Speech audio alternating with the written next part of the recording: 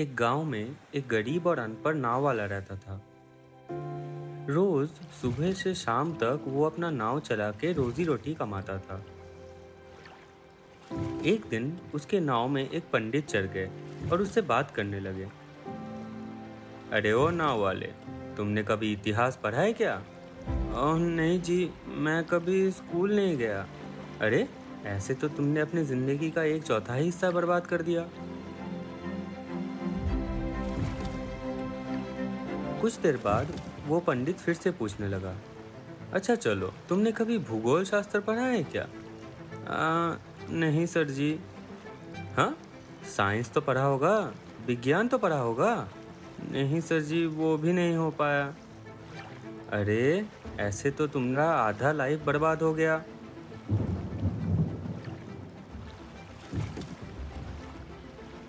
कुछ देर बाद मौसम धीरे से बदलने लगा।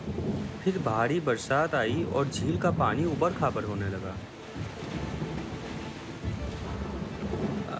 अरे अरे, सर जी, आपको तैरना आता है?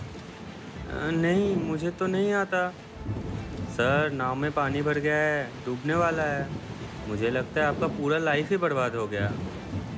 मैं तो निकल रहा हूँ। नहीं।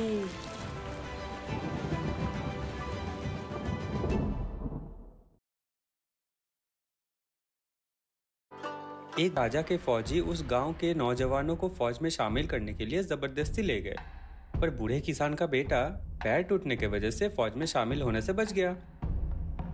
गांव के लोग बूढ़े किसान के घर के सामने इकट्ठा हो गए और रोने लगे। फौजी हमारे बेटों को जबरदस्ती ले गए, बस तुम्हारा ही बेटा बच गया। देखो कैसे उसका टूटा हुआ टांग अच्छा किस्मत ले आया। अच्छा किस्मत या बुरा किस्मत, किसको पता है?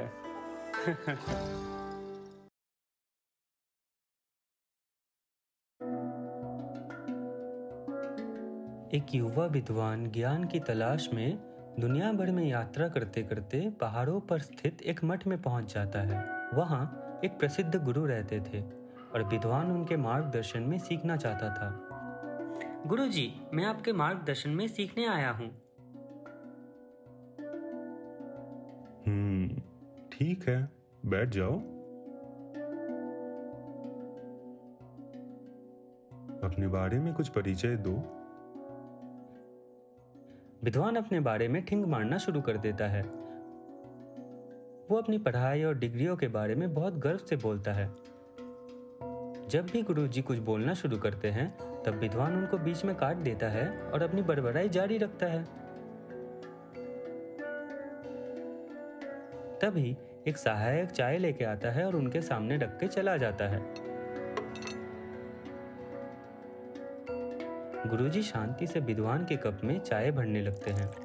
भरते भरते चाय उबलकर जमीन पर बहने लगता है और विद्वान के कपड़ों तक बह जाता है। विद्वान चौंक जाता है। रुकिए, क्या आपको दिखाई नहीं दे रहा? कप भर गया है।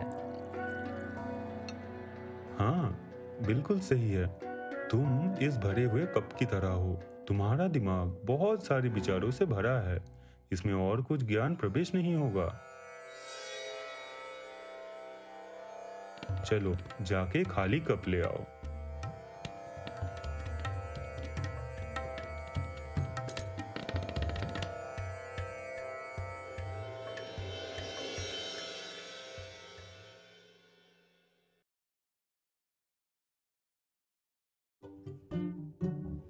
एक गर्मी के दिन ओजा बहुत दूर चल के आराम करने के लिए एक जगह ढूंढ रहा था।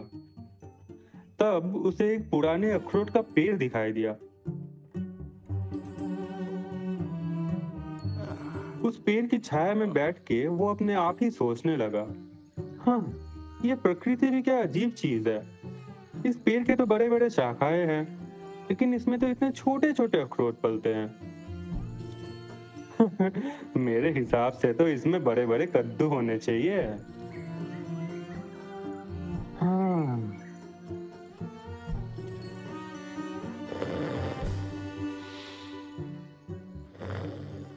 आ, हाँ,